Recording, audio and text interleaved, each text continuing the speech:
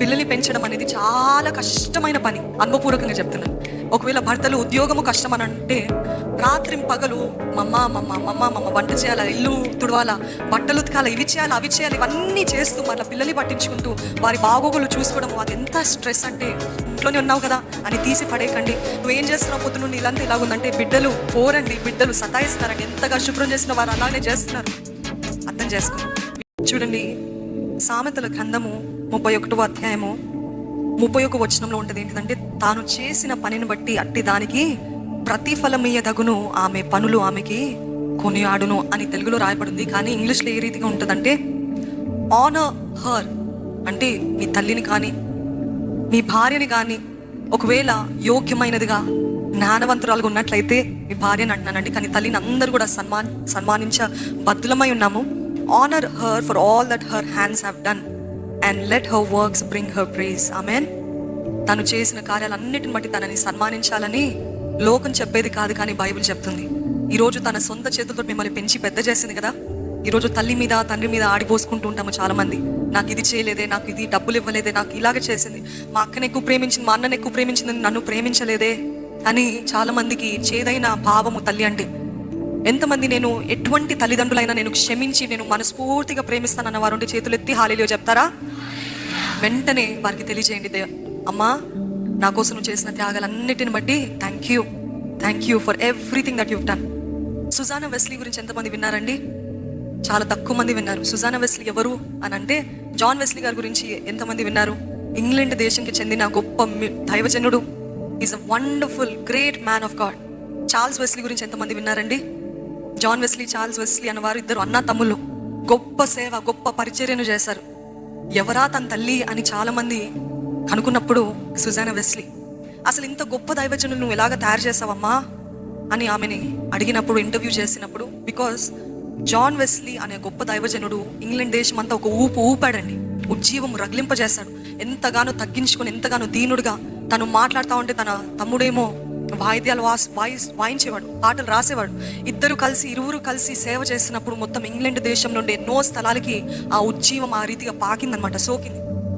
అటువంటి గొప్ప దైవజనుల్ని how did you raise them up అని అడిగినప్పుడు తనకి ఎంతమంది పిల్లలు తెలుసా అండి? 19 మంది పిల్లలు. ఎంతమంది? తానే కానీ అడాప్షన్ కాదు, 19 చిల్డ్రన్. ఈరోజు 4 పిల్లలకే 4 పిల్లలా అని అంటున్నారండి. మేము 7 పిల్లలా అంటున్నారు. మరి 19 పిల్లల్ని కన్నా తల్లి 19 పిల్లల్ని చూసుకోవాలంటే ఆషామాషియా? ఏమైనా ఈజీ జాబా? ఇంకప్పుడు ఎటువంటి సర్వెంట్స్ కానీ, తన సొంత భర్త తనకెంతో ద్రోహం చేసి త్రాగుబోతనంతో ఎంతగానో డబ్బులు ఖర్చు పెట్టి గ్యాంబ్లింగ్ ఆ రీతిగా ఉండేవాడు, ఎప్పుడు ఇంట్లో ఉండేవాడు కాదంట. అంటే తను సొంతంగా తను ఒక్కతే 19 మంది పిల్లల్ని పెంచిందంట. నో హెల్పర్స్, అక్కడ వాషింగ్ మిషన్ లేదు, అవెన్స్ లేవు, ఎటువంటి ఉపకరణాలు లేవు. కానీ అట్టి పరిస్థితిలో ఆమె 16 నియమాలు పెట్టిందంట పిల్లల్ని పెంచడానికి. 16 నియమాలు. వారికి ఎంత డిసిప్లిన్ నేర్పించింది, ఎంత క్రమశిక్షణ నేర్పించిందంటే వారు చెప్తారు, మేము ఈ రీతిగా ఉండటానికి మొదటిగా దేవుడు కారణము, రెండవది మా తల్లియే మాకు కారణం అని చెప్పారంట జాన్ వెస్లీ, చార్ల్స్ వెస్లీ వారు. ఎందుకు అని అంటే, వారు every person that was born, every child that was born, they had a rule. వారికి మాటలు, వారికి ఊహ వచ్చినప్పుడు దగ్గర నుండి ఈ రీతిగా ఉండాలి. టేబుల్ మేనర్స్ అంటే టేబుల్ దగ్గర వచ్చినప్పుడు నువ్వు చిరుతిండ్లు తినద్దు, మందులు వేసుకోవాలన్నప్పుడు గోల చేయొద్దు, ఎటువంటి లాడు లేదు, ఎటువంటిది లేదు. You have these rules and you have to follow these rules అని ఎంత క్రమశిక్షణతో పెంచిందంటే, అదే డిసిప్లిన్ ఏదైతే తల్లి నేర్పించిందో ఆ డిసిప్లిన్ వారి సేవలో కూడా వారు ఎంతగానో పాటించారంట. అందుకనే అంత మహా అభివృద్ధి పొందింది వారి సేవ. ఇంకొక వ్యక్తి ఉన్నాడు, చార్ల్స్ విండిల్ అని. ఆయన ఇప్పటికీ సజీవులుగానే ఉన్నారు, బ్రతికే ఉన్నారు. ఆయన తల్లిదండ్రులు ఎప్పుడు కూడా ఆయనని చూసి నువ్వు పనికిరాని వాడువారు, మీ అన్న చూడు ఎంత గొప్పవాడయ్యాడు, ఎంత చక్కగా చదువుతాడు, నువ్వేంటి అని ఎప్పుడు చూసినా పోలుస్తూ ఉండేవారంట, కంపేర్ చేస్తుండేవారంట. అట్లా కంపేర్ చేస్తుంటే ఈ బాబు అంటే చార్ల్స్ విండిల్ అనే యవన కాలంలో బాలుడుగా ఉన్నప్పుడు చాలా బాధపడేవాడంట, చాలా కృంగుదలలో ఉండేవాడంట, ఎంతో చెప్పలేని బాధ. ఇక్కడ ఉన్న వారికి అటువంటి అనుభవం ఎవరికైనా ఉందండి? నా తల్లిదండ్రులు నన్ను ఎప్పుడు చూసి నన్ను పోల్చేవారు, నాకు చాద కాదన్నవారు ఉన్నారా? ఎవరైనా? ఇంత తక్కువ మంది ఉన్నారు. ఎంత ధన్యులండి, అంత చక్కటి తల్లిదండ్రులు కలిగి ఉన్నారు. ఒకసారి హల్లెలూయా చెప్తారా? దేవా, నాకు ఇచ్చిన తల్లిదండ్రులు బట్టి నీకు వందనాలయ్యా. ఆ బాలుడిని ఆ రీతిగా వారు ఎప్పుడు చూసినా వేలెత్తి చూపించడము, తక్కువ అంచనా వేయటము, కించపరచడము, అన్నతోటి పోల్చడము అంత చేస్తా ఉంటే తను అలాగనే బాధపడుతూ కృంగుదల్లో దేవుని పైన ఆధారపడటము నేర్చుకున్నాడు.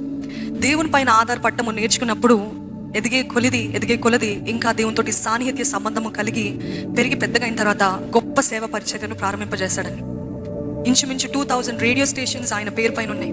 ఎన్నో బుక్స్ రచయించాడు, ఎన్నో గొప్ప కోట్స్ రాసిన వ్యక్తి.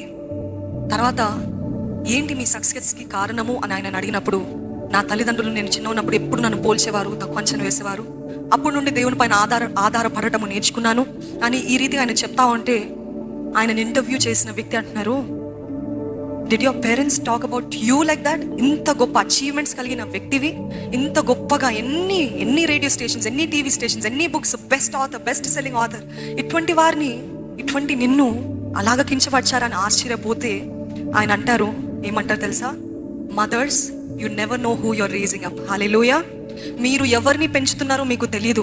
వారి చిన్నతనంలో వారి అల్లరిని చూసి వీడింతే అని మనము వారికి టైటిల్స్, బిరుదులు ఇచ్చేస్తుంటాము. కానీ you never know who you're raising up. ఇప్పుడు వారు చిన్నపిల్లలుగానే ఉన్నారు, కానీ రేపు వారు గొప్ప దైవజనులుగా మారతారేమో. అందుకే నేను raise them up for Jesus. Hallelujah. వారిని దేవుని కోసం పెంచండి, దేవుని ప్రేమను కనపరచండి. దేవునికి నిమిత్తమై నా బిడ్డ, నా కుమారుడు, నా కుమార్తె, నాకు ఇచ్చిన బిడ్డలందరూ కూడా దేవుని మహిమార్థమై నిలబడాలి అని చెప్పి ప్రతి తల్లి, ప్రతి తండ్రి కూడా you have to know, I am not raising an ordinary child. నమ్ముతున్నారా? నాకు బోర్ అవ్వట్లేదండి. ఎంతకాలం ఎట్లా విసిగిస్తాడండి మాటలు ఆపేసి, దేవా నువ్వు ఈ బిడ్డను నాకు ఇచ్చావయ్యా, ఏ రీతిగా పెంచాలో నాకు కావాల్సిన జ్ఞానాన్ని దయచి. ఎందుకంటే ప్రతి తల్లికి బిడ్డలు పెంచాలంటే జ్ఞానము కావాలి, అభిషేకము కావాలి. దేవా నాకు 2 జ్ఞానము దయచే, 2 అభిషేకము దయచే. ఈ బిడ్డని I will raise up for you lord. నీ మహిమార్థమై ఈ బిడ్డని పెంచుతానని చెప్పి ప్రతి తల్లి చేద్దాం. ఈరోజు నాకు ఎక్స్పీరియన్స్ ఉందని కాదండి, నాకు చిన్న బిడ్డలే, నాకు 4 బిడ్డలే. నిన్నటి దినాన మదర్స్ డే స్పెషల్గా నా 4వ కుమార్తె, అంటే 4వ బిడ్డ మమ్మ అని మొదటిసారిగా పిలిచింది. హల్లెలూయా. 11 నెలల పాప మమ్మ అని పిలిస్తే 4 బిడ్డలు అయినప్పటికీ ఆ మొదటి ఉత్సాహము, మొదటి సంతోషం, కడుపు నిండటము అది చూసినప్పుడు నిజంగా ఇదంతా దేవుడు చేసింది కాదా, దేవుడు ఇచ్చిన బిడ్డలు కాదా అని దేవుని ఎంతగానో స్తుతిస్తున్నానండి. ఈరోజు నాకు అన్ని ఎక్స్పీరియన్స్ ఉందని కాదు. ఒక దైవజనులు అన్నారు ఏంటిదంటే, పిల్లలు పెంచడము ఒక ఎక్స్పెరిమెంట్ లాగా, ఒక ప్రయోగము లాగా. వారు పెరిగి పెద్ద అయిన తర్వాత, ఓహో ఇది సఫలమైందా, నా పెంచే విధానము ప్రతిఫలం పొందిందా, జయించానా, పాస్ అయ్యానా, ఫెయిల్ అయ్యానా అనేసి ఎప్పుడు తెలుస్తుందంట? వారు పెరిగి పెద్దవారయ్యి ప్రయోజకులుగా లేకపోతే దేవుని సేవకులుగా నిలబడిన తర్వాత తెలుస్తుందంట. So mothers, and especially mothers, I request you all, this is an experiment, this is a test, ఇది ఒక పరీక్ష. ప్రతిరోజు ఫెయిల్ అవ్వటం కాదు, కానీ దేవా ఈరోజు నేను ఓడిపోయానయ్యా, ఈరోజు ఈ చికాకుతోటి, విసుగుదలతోటి. అవునండి, పిల్లల్ని పెంచడం అంటే ఒకళ్ళు అన్నారు, the most toughest job in the world is raising kids అంట. ఏంటది? పిల్లల్ని పెంచడం అనేది చాలా కష్టమైన పని. అనుభవపూర్వకంగా చెప్తున్నాను. ఒకవేళ భర్తలు ఉద్యోగము కష్టం అని అంటే, రాత్రి పగలు మమ్మ వంట చేయాలా, ఇల్లు తుడవాలా, బట్టలు ఉతకాలా, ఇవి చేయాలి, ఇవన్నీ చేస్తూ మళ్ళీ పిల్లల్ని పట్టించుకుంటూ వారి బాగోగులు చూసుకోవడము, అది ఎంత స్ట్రెస్ అంటే, ఒకళ్ళు అన్నారు ఏంటిదంటే, ఎంత స్ట్రెస్ లెవెల్ 88% వరకు వెళ్తుందంట ప్రతిరోజు ఒక తల్లికి. నిజంగా చిన్న పిల్లలు తన చేతిలో ఉన్నట్లయితే 100% 88% stress everyday basis she feels అంట. అంత ఒత్తిడితో కూడిన బాధ్యత, అదెంతో గొప్ప బాధ్యత. దాన్ని తక్కువ అంచనా వేయకండి. నువ్వు ఇంట్లోనే ఉన్నావు కదా అని తీసి పడేయకండి. నువ్వు ఏం చేస్తున్నావు పొద్దు నుండి ఇలాంటి ఇలాగుందంటే, బిడ్డలు సహాయిస్తున్నారండి. ఎంతగా శుభ్రం చేసిన వారు అలానే చేస్తున్నారు. అర్థం చేసుకోండి, వీలైతే సహాయపడండి. కానీ తల్లిల్ని ఈరోజు మనమందరం కూడా సన్మానిద్దాం. హల్లెలూయా. తల్లులారా అడగండి, దేవా నాకు నీ సహాయము దయచే, నాకు నీ అభిషేకము దయచే.